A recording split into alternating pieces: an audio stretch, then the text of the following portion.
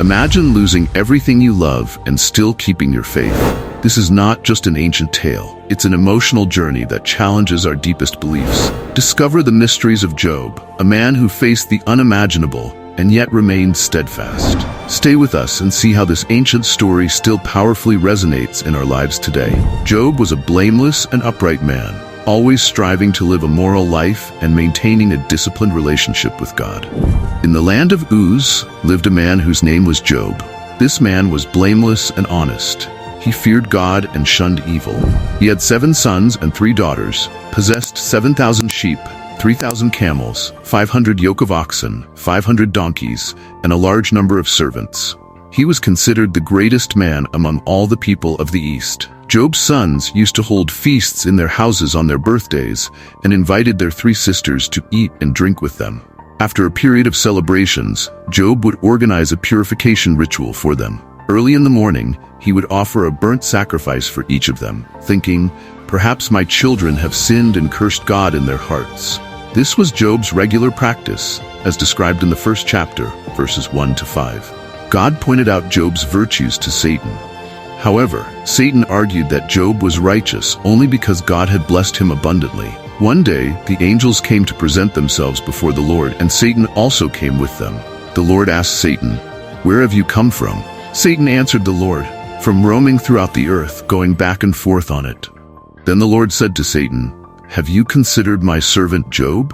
There is no one on earth like him. He is blameless and upright, a man who fears God and shuns evil. Does Job fear God for nothing?" Satan replied, "Have you not put a hedge around him, his household, and everything he has? You have blessed the work of his hands, so that his flocks and herds are spread throughout the land."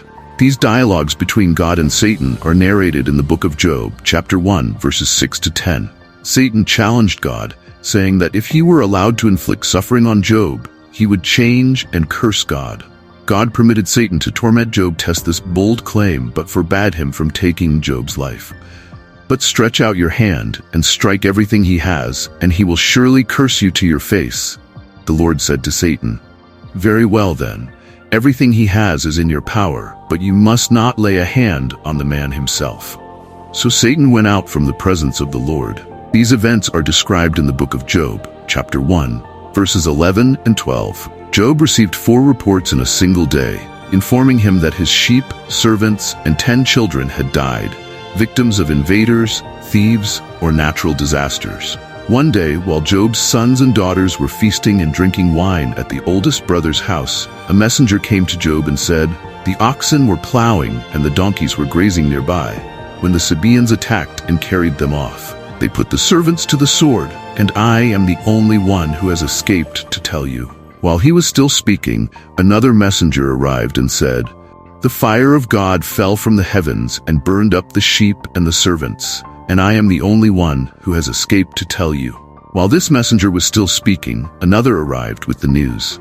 "The Chaldeans formed 3 raiding parties and swept down on your camels and carried them off. They put the servants to the sword, and I am the only one who has escaped to tell you."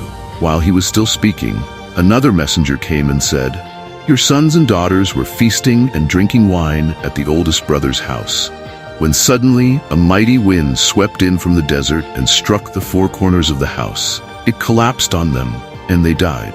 I am the only one who has escaped to tell you." These tragic events are described in the book of Job, chapter 1, verses 13 to 19. In his mourning, Job tore his robes and shaved his head, yet he still praised God in his prayers.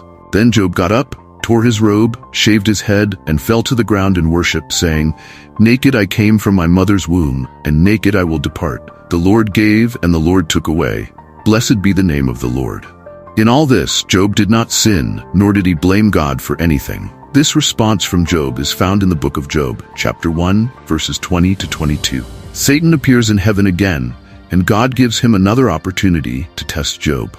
This time, Job suffers from terrible sores on his skin. Job's wife tries to persuade him to curse God and give up his life, but he resists and tries to endure his suffering. 2 plots are skillfully intertwined, one celestial and the other earthly. The events on earth are the result of something that has already occurred in heaven. Just as the war on earth follows immediately after a conflict in heaven, as seen in the book of Revelation, Eliphaz, Bildad, and Zophar, 3 friends of Job, come to console him, sitting with him in silence for 7 days out of respect for his mourning. Job speaks on the 7th day, initiating a dialogue in which each of the 4 men offers poetic descriptions of their troubles. Job curses the day of his birth, comparing life and death to light and darkness. He wishes he had never been born and that his birth had been covered in darkness, feeling that life only amplifies his agony. He responds that Job, who had previously consoled others, now admits he was never truly aware of their suffering. He concludes that Job's pain must be due to some sin he committed and recommends that Job seek God's favor. Bildad and Zophar agree that Job must have done something wrong to provoke God's justice and argue that he should try to demonstrate more innocent behavior. Bildad suggests that Job's children brought death upon themselves. Worse still, Zophar implies that any wrong Job may have committed deserves far more pain than he has received. Job reacts to each of these comments, becoming so irritated that he calls his sympathizers. Job refers to his friends as worthless physicians who mask their help with lies, as described in the book of Job, chapter 13, verses 1 to 4. My ears have heard and understood this. What you know, I also know. I am not inferior to you, but I desire to speak to the Almighty and argue my case before God. Yet you defame me with lies. You are all worthless physicians. Job questions why God judges people based on their actions when he could easily correct or forgive those acts. Job is perplexed about how a human being can fully satisfy God's justice, given that God's ways are mysterious and beyond human comprehension. Furthermore, humans cannot convince God with their words. God cannot be deceived, and Job admits he does not even know himself well enough to defend his case before God. Job longs for someone who can mediate between him and God, so he is not condemned to the pit. In heaven, Job believes there is a witness or redeemer who will attest to his integrity, as he expresses in chapter 19, verse 25, I know that my Redeemer lives, and that in the end he will stand on the earth. And in chapter 16, verse 19, even now my witness is in heaven, my advocate is on high. Suffering becomes unbearable for Job, and he becomes bitter, anxious, and frightened. He laments the injustice of God allowing wicked people to prosper, while he and many other honest people suffer. Job wants to confront God and protest, but he cannot find him physically. He thinks wisdom is hidden from humanity, but resolves to pursue it, fearing God and avoiding evil. Eventually, God intervenes in the divine dialogue of the first round. During his speeches, Job asked God 36 times to speak with him. Now his desire is granted. On the 2 occasions when God speaks to Job, it happens in the midst of a storm. There is a certain humor in the way God addresses him. God reminds Job that he is the creator of all. God recounts his impressive activity of creating and sustaining the world, asking Job if he could equal that work. He ends by asking if Job is in a position to judge, stating that it is presumptuous for Job to believe that God should explain himself to him. Job feels very small. Eventually he responds, I am unworthy. How can I reply to you? I put my hand over my mouth. I spoke once, but I have no answer. Twice, but I will say no more. God restores Job, his children, 7 sons and 3 daughters, his properties, camels and flocks of sheep, making him much richer and happier than before. As a servant of God, Job is rehabilitated. On the other hand, Job's 3 friends are severely reprimanded by God, who says they did not speak correctly about Job, indicating that we should not cite their speeches as if they were truths.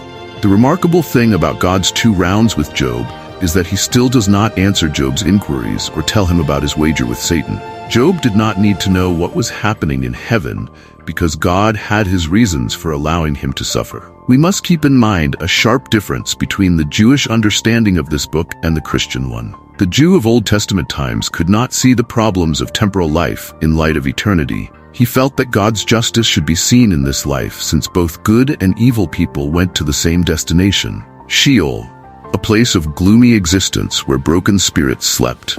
Christians, on the other hand, have a completely different view of present suffering. They see the bigger picture of heaven in light of Christ's work. Suffering in this world pales in comparison to the life that awaits us in heaven. Consequently, there are only hints of an afterlife throughout the book of Job. At one point, Job declares that he will find God after his death, but this is not a recurring theme in the book, and he has no idea how this will happen. The book of Job has 2 main plots, the divine plot and the earthly plot. The book begins with the celestial plot, the meeting of God in heaven with Satan. Satan was an angel whose function was to report sins. He was God's accuser, traveling the earth to report to God on how human beings were behaving. In Job's time, Satan had become so cynical that he did not believe anyone could love God for God's sake. He believed people only loved God for what he could provide for them.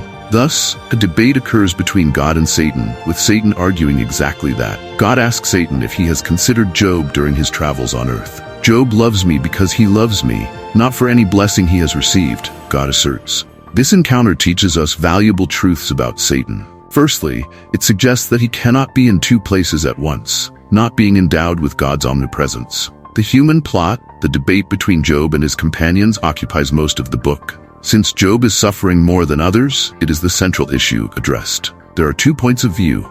A. The friends are certain that Job's suffering is due to his sin. B. Job is convinced that he is not sinning and protests his innocence. The exchange is full of suspense, as the reader knows that Job is right. The book's two-plot structure reminds us that no one knows the bigger picture when it comes to understanding why people suffer. It must be very difficult to defend oneself when one is in such misery. Beyond the search for explanations, everyone is confronted with a larger question. Can I continue to believe in a good God when everything seems to be going wrong? The book of Job offers an answer to that question. What was Job's greatest pain? This clarifies the importance of this topic. It was a physical confrontation. He was covered in sores from head to toe, exhausted, distressed, and in agonizing pain. Socially, due to his physical appearance and the fact that the local community was aware of his recent tragedy, he became a social pariah. People walked on the other side of the street instead of talking to him, while he sat in the ash heap at the edge of the village. Even teenagers laughed at him mentally. He faced the mental anguish of not knowing why these distressing things were happening to him, especially since there seemed to be nothing in his past that pointed to this. Spiritually, his anguish was far worse than any other, as he felt distant from God. Job cried out, pleading with God to locate him, speak with him, and even argue with him. That was the truly excruciating pain. Suffering is much more agonizing if we believe that God is distant and uninterested. However, when Job finally managed to speak with God, things did not happen as he had planned. For Christians, the book of Job can be seen in the context of the New Testament. One God allowed Satan to provoke the death of Jesus on the cross, with the Son himself asking, "My God, why?" Just as with Job, God did not explain why. This suggests that even the Son of God lost touch with the purpose of his suffering under the intensity of the crucifixion's torment. Secondly, the Christian understands that life continues beyond death. The problems of suffering do not need to be resolved in this life. It is interesting to note that in the Greek version of the book of Job, an additional verse was added, stating that he, Job, will rise with those whom the Lord will raise. This hope of resurrection reminds us that there will be a final claim from Job. Christians believe that Jesus will return to judge the living and the dead at the end of times. One day there will be a courtroom scene where Jesus will sit as judge, and all the wicked and righteous people who have ever lived will be before his throne to be judged according to their actions in the body. Then, everything Job longed for is about to become a reality. God's justice will be applied to all humankind in a public claim of justice. We have just explored the depths of Job's story, a journey of faith, suffering, and redemption that touches the soul and challenges our understanding. If you felt inspired, intrigued, or even questioning, know that there is so much more to discover. Every story we share here is a new opportunity to look within ourselves and at the world around us.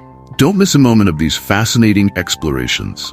Subscribe now, like if you connected with today's story, and share in the comments how it impacted you. And don't forget to share this video with someone who, like you, loves to unravel the mysteries of life and faith. Together, let's continue this journey of discovery and inspiration. Thank you for watching, and see you next time.